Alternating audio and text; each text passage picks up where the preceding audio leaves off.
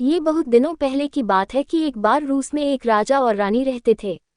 उनके 3 बेटे थे। जब वे राजकुमार बड़े हो गए तो राजा ने उनको बुलाया और बोला, मेरे प्यारे बेटों, अब तुम्हारी शादी का समय आ गया है। तुम लोग ऐसा करो कि अपने अपने तीर कमान लो और उससे अपना अपना तीर फेंको। जो लड़की तुम्हारा तीर वापस लेकर आएगी वही तुम्हारी दुल्हन होगी। तीनों राजकुमारों ने पिता को सिर झुकाया, अपना अपना तीर कमान उठाया, तीर कमान पर चढ़ाया और कमान की डोरी खींचकर तीर चला दिया। सबसे बड़े बेटे का तीर एक कुलीन आदमी के बागीचे में जाकर गिरा जहां से उसकी बेटी उसका तीर वापस लेकर आ गई। दूसरे बेटे का तीर एक व्यापारी के बागीचे में जाकर गिरा जहां से उसकी बेटी उसका तीर वापस लेकर आ गई। और तीसरे और सबसे छोटे बेटे का तीर, वह कहाँ गिरा और उसे कौन लेकर आया? उसके तीसरे सबसे छोटे बेटे राजकुमार इवान 37 ने जो अपना तीर चलाया तो वह इतना ऊंचा गया कि उसको तो वह दिखाई ही नहीं पड़ा। वह बेचारा आधे दिन तक अपना तीर ढूंढता रहा, तब कहीं जाकर उसको वह तीर जंगल के एक तालाब में मिला। एक मेंढकी जो पानी में उगी हुई लिली के एक फूल पर बैठी हुई थी, उसने उसको अपने मुंह में पकड़ा हुआ था। जब राजकुमार इवान ने उस मेंढकी से अपना तीर वापस मांगा तो वह बोली, मैं तुम्हारा तीर तभी वापस करूंगी जब तुम मुझे अपनी दुल्हन बनाओगे। राजकुमार इवान कुछ नफरत के साथ बोला, पर एक राजकुमार एक मेंढकी से शादी कैसे कर सकता है? राजकुमार अपने तीर को एक मेंढकी के मुंह में देखकर बहुत गुस्सा था, पर वह अपने पिता की बात नहीं टाल सकता था, इसलिए उसने उस मेंढकी को उठाया और उसको अपने महल ले गया। जब उसने राजा को अपनी कहानी सुनाई और उसको मेंढकी दिखाई तो राजा ने कहा, मेरे बेटे, अगर तुम्हारी किस्मत में एक मेंढकी से ही शादी करना लिखा है तो यही सही।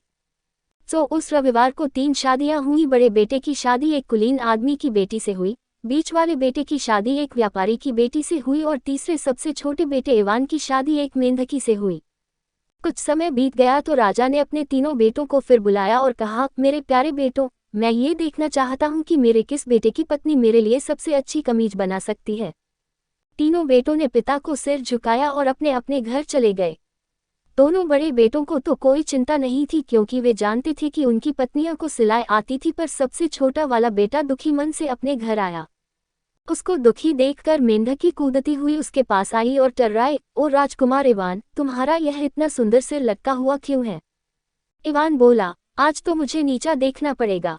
राजा ने कहा है कि तुम उनके लिए सुबह तक एक कमीज सिल दो। मेंढकी बोली, अरे बस इतनी सी बात, तुम खाना खाओ और सो। सुबह तो शाम से हमेशा ही ज्यादा ही खूबसूरत होती है। राजकुमार खाना खाकर सो गया। जैसे ही राजकुमार सो गया, मेंढकी दरवाजे से कूदकर बाहर चबूतरे पर निकल गई। उसने अपनी मेंढकी की खाल उतार दी। वह अब एक इतनी सुंदर राजकुमारी बन गई थी कि उसके बराबर की सुंदर राजकुमारी मिलना मुश्किल था। उसने ताली बजाई और बोली, ओ नौकरानियों, मेरी पुकार सुनो, एक कमीज सिलो जैसी मेरे पिता पहनते थे, बस रात भर में कमीज तैयार थी। सुबह जब राजकुमार इवान जागा तो वह मेंढकी मेज पर बैठी थी। उसके हाथ में एक कड़े हुए कपड़े में लिपटी हुई एक कमीज थी। राजकुमार तो उसको देखकर बहुत खुश हो गया। उसको लेकर वह तुरंत ही राजा के पास गया। राजा उस समय अपने बड़े बेटों की लाई हुई कमीजें देख रहा था।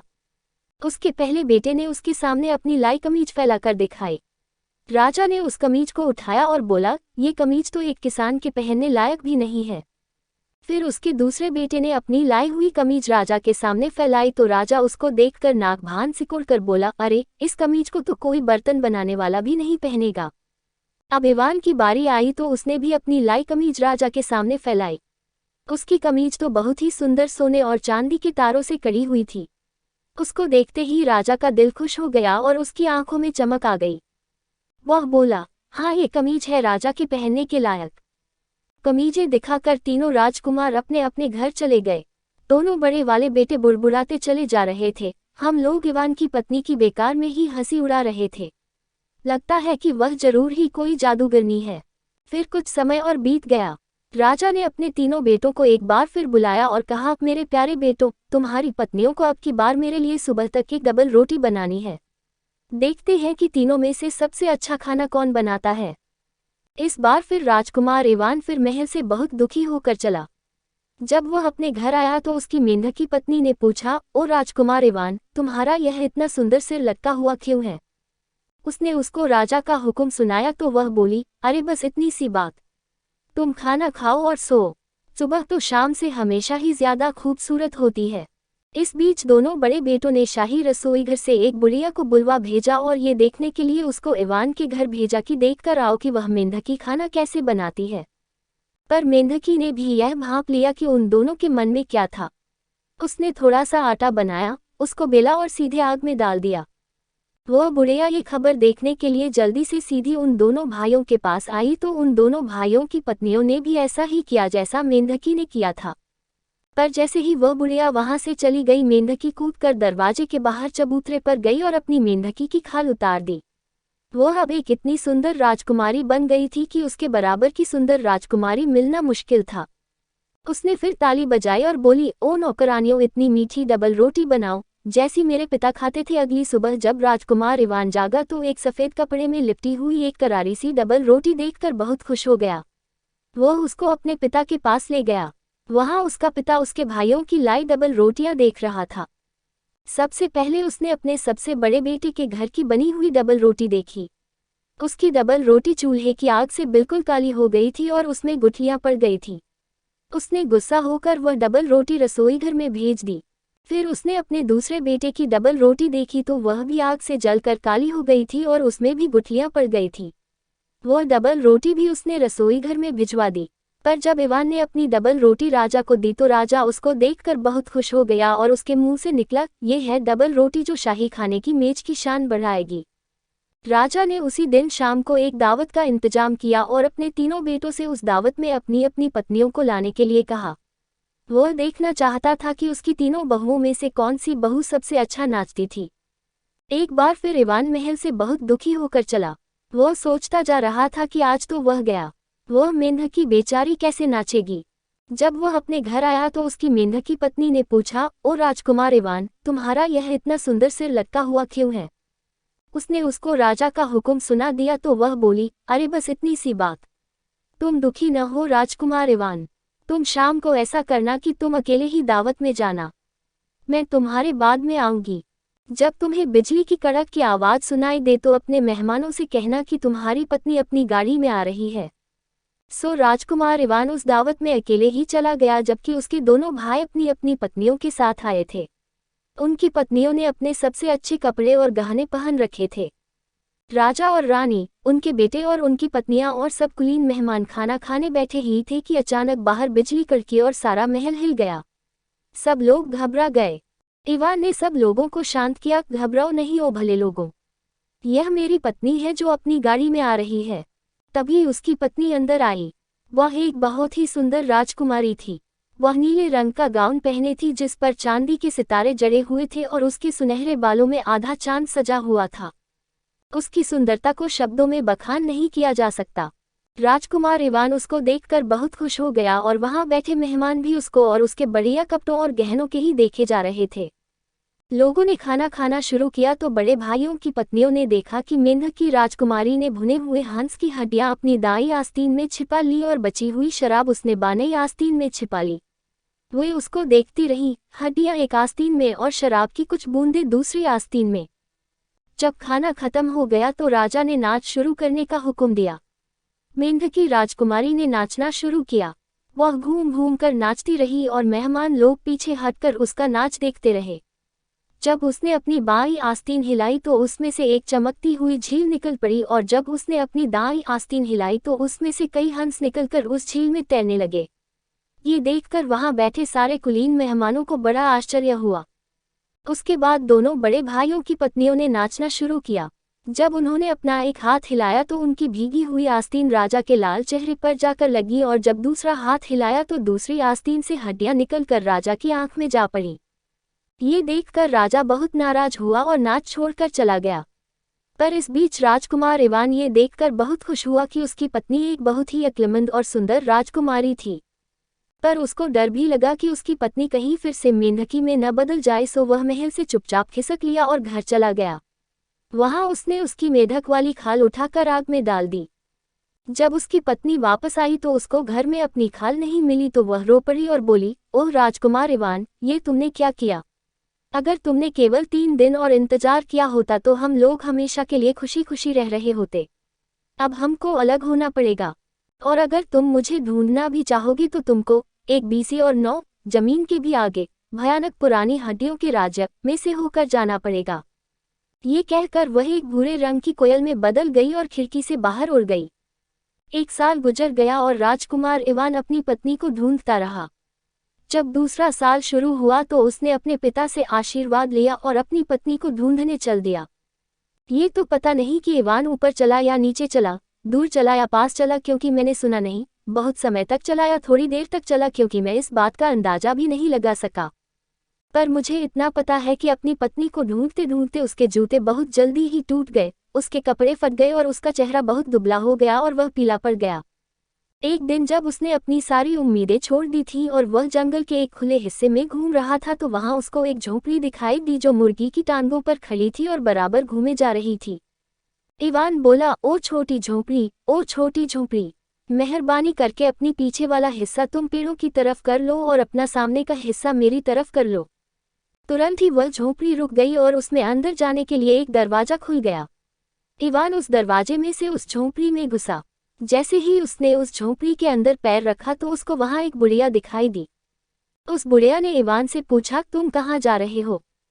इवान ने उसको अपनी सारी कहानी सुनाते हुए जवाब दिया, दादी माँ, मैं अपनी मेंढकी राजकुमारी को ढूंढ रहा हूँ।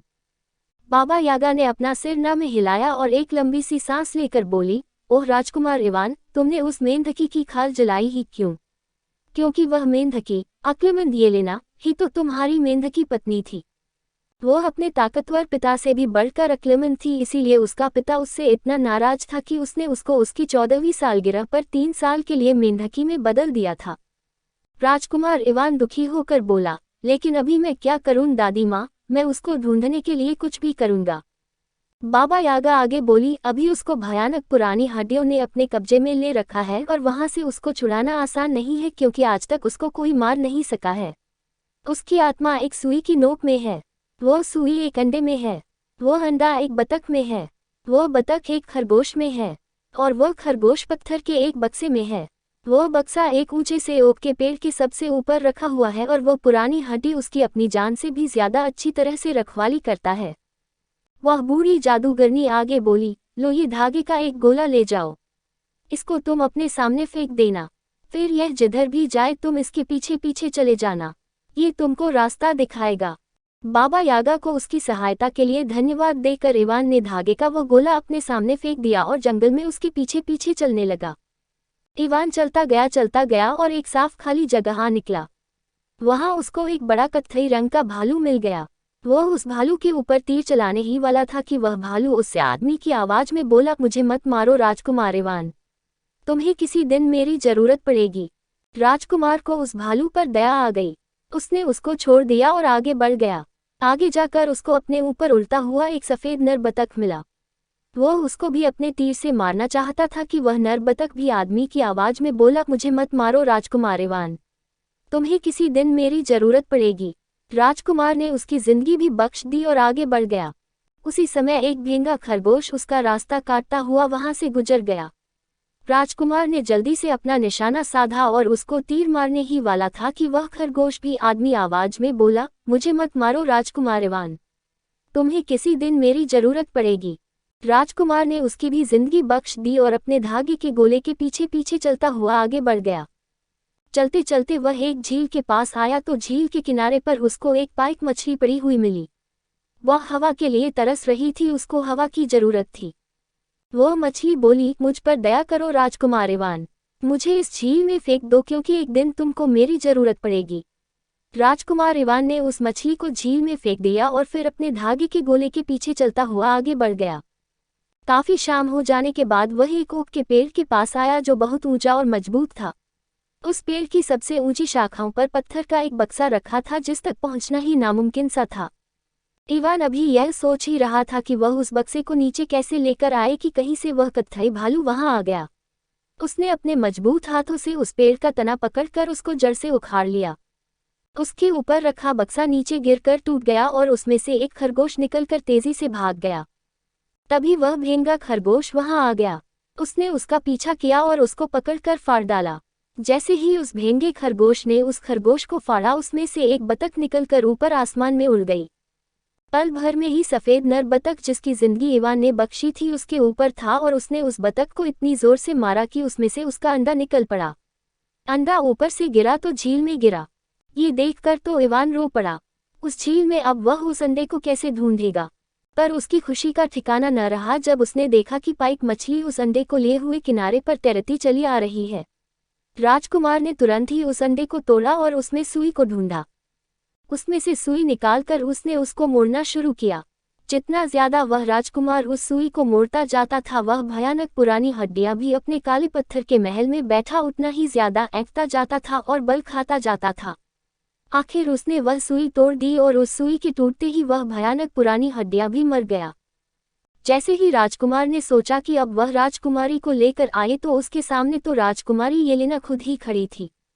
वह एक लंबी सी सांस लेकर बोली, ओह राजकुमार इवान, तुमने यहाँ आने में कितनी देर लगा दी। मैं तो इस भयानक पुरानी हड्डियां से शादी करने वाली थी। इसने मुझे अपने काबू में कर रखा था। आखिर में दोनों मिल गए और रूस वापस लौट गए। वहाँ वे फिर बहुत साल तक खुशी खुशी रहे।